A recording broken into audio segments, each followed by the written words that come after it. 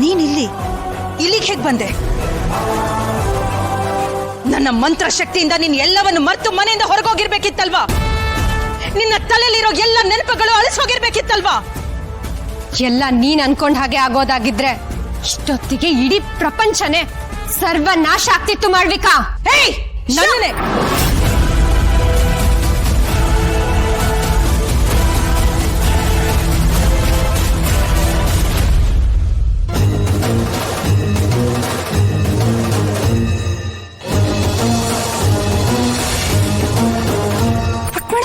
ಏನಾಯ್ತು? ಎದುಳು ಏನಾದ್ರೂ ಪೆಟ್ಟಾಯ್ತಾ? ನೋಡು ಹೇಗ್ ಮಾಡಿದ್ಯಾ ಅಂತ. ನೋಡಿಲ್ಲಿ ಏನಾಯ್ತು?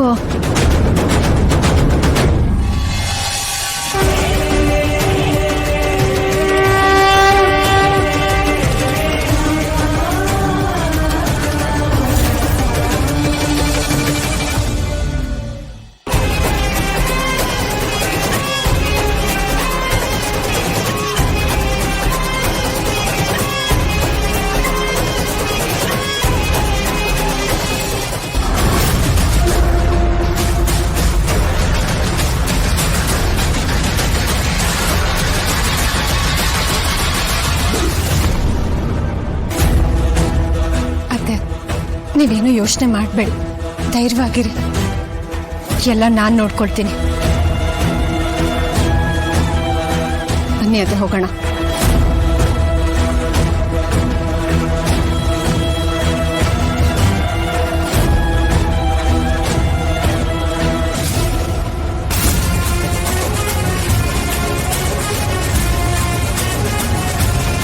ತಾಯಿ, ನಿನ್ ಶಕ್ತಿ ಇರೋ ಆ ಕುಂಕುಮ ದುರ್ಗನ್ ಹಣೆ ಮೇಲೆ ಇದ್ದಿದ್ದಕ್ಕೆ ಮಾಳ್ವಿಕಾಳ ಯಾವ ಮಂತ್ರದ ಪ್ರಭಾವನೂ ದುರ್ಗನ್ ಮೇಲೆ ಆಗ್ಲಿಲ್ಲ.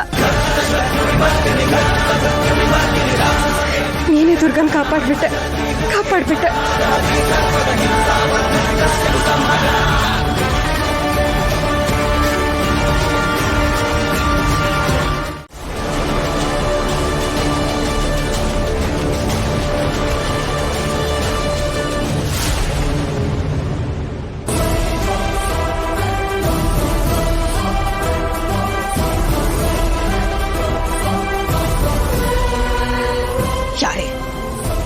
ಯಾರೇ ನೀನು?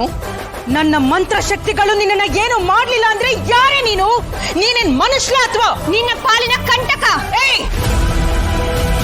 ನಾನು ಯಾರು, ಈ ಮಾಳ್ವಿಕಾ ಏನು ಅಂತ ನೀನು ಗೊತ್ತಲ್ವಾ? ಇಲ್ಲಿವರೆಗೂ ಬರೀ ಅರ್ಧ ಗೊತ್ತಿತ್ತಷ್ಟೇ, ಇವತ್ತು ಪೂರ್ತಿಯಾಗಿ ಗೊತ್ತಾಯ್ತು.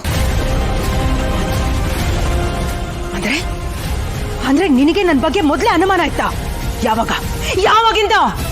ಯಾವತ್ತು ನೀ ನನ್ನ ಕಣ್ಣೆದುರುಗಡೆನೆ ಮಂತ್ರ ತಂತ್ರ ವಿದ್ಯೆಗಳನ್ನ ಬಳಸ್ದ್ಯೋ ಅವತ್ತೇ ನನಗೆ ನಿನ್ ಮೇಲೆ ಅನುಮಾನ ಬಂತು.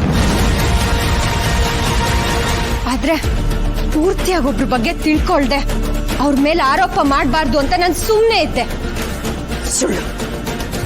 ಸುಳ್ಳು ಹೇಳ್ತಾ ಇದೀಯ ದುರ್ಗಾ. ನನ್ನ ಮಂತ್ರ ತಂತ್ರಗಳನ್ನ ನಾನು ಯಾಕೆ ನಿನ್ ಮೇಲೆ ಪ್ರಯೋಗಿಸಿದೆ ಅಂತ ಏನೇನೋ ಕತೆ ಕಟ್ಟಿ ನಾನು ನಿನ್ನನ್ನ ನಂಬಿಸಿದ್ದೆ. ನೀನು ನನ್ನ ಮಾತನ್ನ ಪೂರ್ತಿಯಾಗಿ ನಂಬಿದ್ದೆ ಅಲ್ವಾ? ನಾನ್ ನಂಬಿರ್ಲಿಲ್ಲ ಮಾಡ್ಬೇಕಾ. ನೀನ್ ನಂಬೋ ಹಾಗೆ ನಾನು ನಾಟಕ ಮಾಡ್ದೆ. ನಿನ್ ದುಷ್ಟ ಶಕ್ತಿಗಳ ಬಗ್ಗೆ ನಮ್ಮ ಅಕ್ಕಂಗೆ ಗೊತ್ತಿತ್ತು, ಆದ್ರೆ ಅವಳು ನನಗೆ ಹೇಳಿರ್ಲಿಲ್ಲ. ಅವತ್ತು ನನ್ ಗುಹೆ ಒಳಗಡೆ ಬಂದಾಗ ನಮ್ಮ ಅಕ್ಕ ಗಾಬರಿಯಾಗಿ ಇಲ್ಲಿಂದ ಹೋಗು ದುರ್ಗಾ ಅಂತ ಕೂಗ್ತಾ ಇದ್ಲು. ಯಾಕೆ ಗೊತ್ತಾ? ಯಾಕಂದ್ರೆ ನಿನ್ನಂತ ರಾಕ್ಷಸಿಯಿಂದ ನನ್ನ ಕಾಪಾಡ್ಕೊಳಕ್ಕೆ ನಮ್ಮ ಅಕ್ಕ ಒದ್ದಾಡ್ತಿದ್ಲು.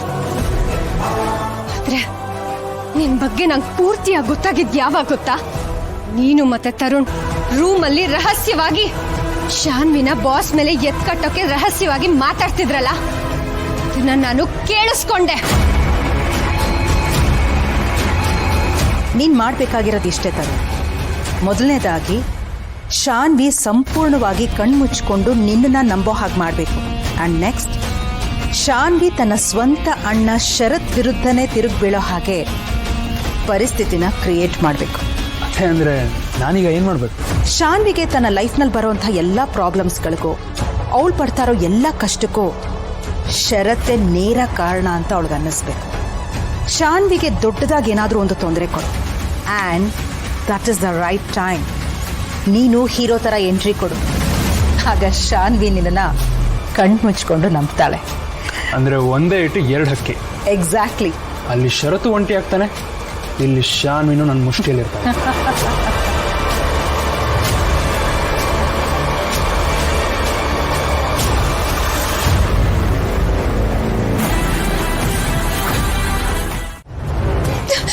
ದುರ್ಗಾ, ಏನ್ ಮಾಡ್ಬಿಟ್ಟೆ ನೀನು? ಯಾಕೆ ಇಷ್ಟೊಂದು ಆತ್ರ ಪಟ್ಟೆ? ಅಲ್ಲ, ಇವಳ ಕೊಂದಿದ್ದಕ್ಕೆ ನಿನ್ ಜೀವನ ಏನಾಗ್ಬೇಡ ಅಂತ ಒಂದ್ ಸ್ವಲ್ಪನಾದ್ರೂ ಯೋಚನೆ ಮಾಡೋದಲ್ವಾ? ಅಕ್ಕ, ನಾನ್ ಯಾವ ತಪ್ಪು ಮಾಡಿಲ್ಲ. ಇವಳು ಮನುಷ್ಯಲೇ ಅಲ್ಲ. ಒಬ್ಬ ಒಳ್ಳೆ ವ್ಯಕ್ತಿನ ಕೊಲೆ ಮಾಡೋದು ಪಾಪ. ಆದ್ರೆ ನಿನ್ನನ್ನೇ ಕೊಲೆ ಮಾಡೋದು ರಾಕ್ಷಸಿ. ಇವಳಿಗೆ ಸರಿಯಾದ ಶಿಕ್ಷೆ ಆಗಿದೆ. ದುರ್ಗಾ, ನಿನ್ ನೋವು ನನಗೆ ಅರ್ಥ ಆಗತ್ತೆ. ಅದಕ್ಕೆ ಇವಳ ಕೊಂದೇ ಬಿಡೋದಾ? ಈಗ ನಿನ್ನ ಕೊಲೆಗಾರ್ತಿ ಅಂತ ಪಟ್ಟ ಕಟ್ಬಿಡ್ತಾರೆ. ನನ್ನನ್ನು ಏನ್ ಮಾಡು ಅಂತ್ಯ ಅಕ್ಕ?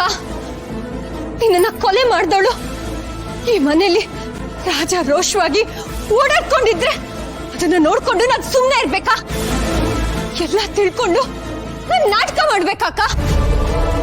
ಇಲ್ಲ, ನನ್ನಿಂದ ಅದಾಗಲ್ಲ.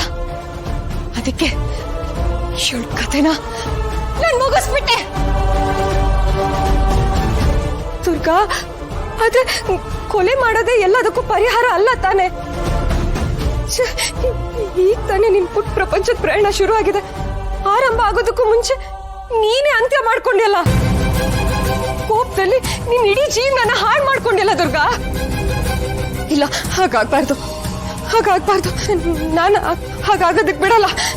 ಇಲ್ಲ, ಏನ್ ಮಾಡ್ಲಿ ದುರ್ಗಾ, ಇಲ್ಲಿಂದ ಹೊರಟೋಗು. ನಾನೇನಾದ್ರೂ ಮಾಡ್ತೀನಿ, ನಾನು ಇದನ್ನ ನೋಡ್ಕೋತೀನಿ. ದುರ್ಗಾ, ಮೊದ್ಲು ಇಲ್ಲಿಂದ ಹೋಗು ದುರ್ಗಾ. ಇಲ್ಲ ಅಕ್ಕ, ನಾನೆಲ್ಲೂ ಹೋಗಲ್ಲ. ನಾನು ಯಾವ ತಪ್ಪು ಮಾಡಿಲ್ಲ. ಇವಳು ಎಂತ ಕುತಂತ್ರಿ ಅಂತ ಇಡೀ ಪ್ರಪಂಚಕ್ಕೆ ಗೊತ್ತಾಗ್ಬೇಕು. ಇವಳು ಎಷ್ಟು ದೊಡ್ಡ ಪಿಶಾಚಿ ಅನ್ನೋದನ್ನ ಎಲ್ರಿಗೂ ಗೊತ್ತಾಗೋ ಹಾಗೆ ನಾನ್ ಮಾಡ್ತೀನಿ.